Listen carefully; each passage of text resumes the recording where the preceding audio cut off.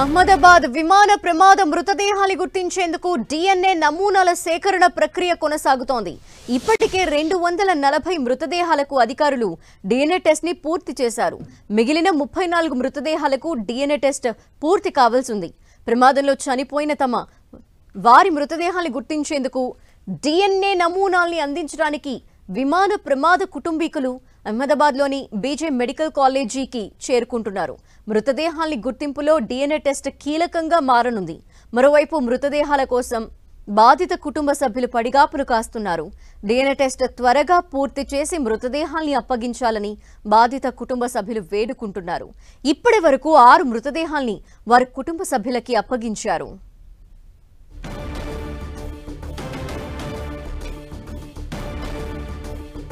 ప్రమాదంలో మృతి చెందిన వారికి డిఎన్ఏ టెస్ట్ చేస్తున్నారు. వారి కుటుంబ సభ్యులకి వారి మృతదేహాల్ని అప్పగించే ప్రక్రియకి సంబంధించి కూడా వేగవంతమైందని తెలుస్తోంది. దీనిపై డీటెయిల్స్ మా ప్రతినిధి గోపి అందిస్తారు. గోపి,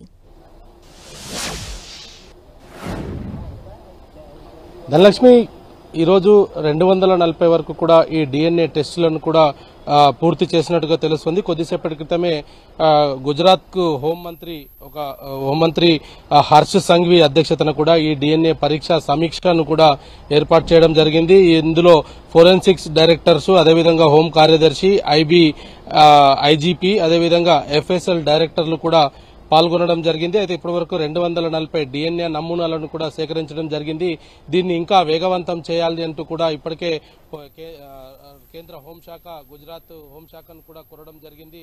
దీంట్లో ఇంకా స్పీడప్ చేయడము, అదేవిధంగా ఈ డిఎన్ఏ పరీక్షల రిజల్ట్ రావడము, ఆ తర్వాత మృతదేహాల అప్పగింత ఉంటుంది కాబట్టి ఇంకా ఆలస్యం అయ్యే పరిస్థితి ఉన్న నేపథ్యంలో దీన్ని త్వరితగానే పూర్తి చేయాలంటూ కూడా రాష్ట్ర హోంశాఖకు ఆదేశాలు జారీ చేయడం జరిగింది.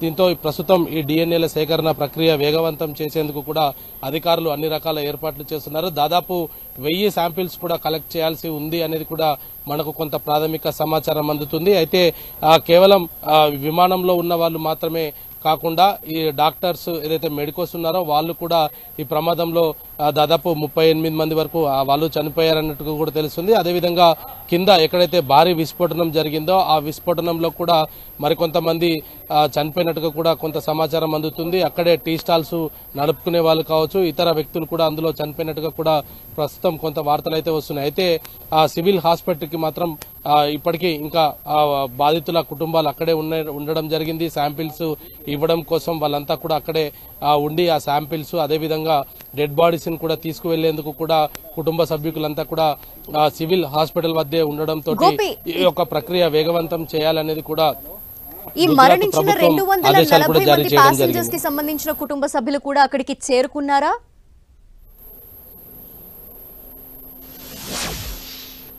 అంటే దీంట్లో మనకు ఇటు ఏదైతే భారతదేశానికి సంబంధించిన వ్యక్తులు 160 మందికి సంబంధించిన కుటుంబీకులను ఎయిర్ ఇండియా వివిధ ప్రాంతాల నుంచి, అంటే ఇటు ముంబై, ఢిల్లీ నుంచి కూడా ప్రత్యేక విమానాలను ఏర్పాటు చేసి వాళ్ళను అహ్మదాబాద్ కు తీసుకురావడం జరిగింది. అయితే విదేశాలలో ఉన్న కొంతమంది విదేశీయులు కూడా దీంట్లో ఉండడంతో దానికి సంబంధించిన ప్రక్రియ అంతా కూడా ఆయా దేశాలకు సంబంధించిన ఎంబసీలు దాన్ని పర్యవేక్షిస్తున్నారు. ప్రస్తుతం ఆ డిఎన్ఏల పరీక్ష అనంతరం, అంటే భారత్ లో ఉండే 160 మంది, భారత్ నుంచి బయలుదేరిన 160 మంది, అదేవిధంగా స్థానికంగా ఎవరైతే ఈ ఘటన తర్వాత కనిపించకుండా పోయడం జరిగింది, కొంతమంది అక్కడ కాలేజీలో చనిపోయిన వ్యక్తులు ఉన్నారు, ఆ కాలేజీలో పూర్తిగా కాలిపోయిన డెడ్ బాడీస్ కూడా డిఎన్ఏ పరీక్ష చేయాల్సి ఉంది.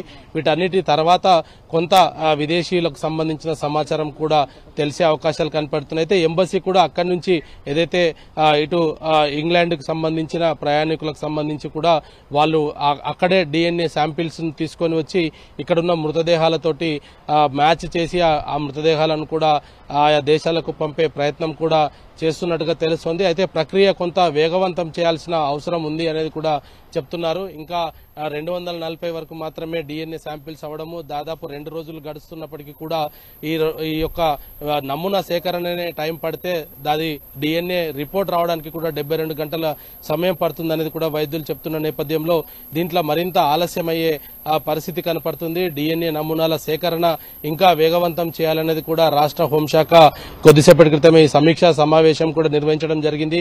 ఫోరెన్సిక్ ల్యాబ్ కు సంబంధించిన ఎక్స్పర్ట్స్ కూడా ఈ యొక్క సమీక్షా సమావేశంలో పాల్గొనడం జరిగింది.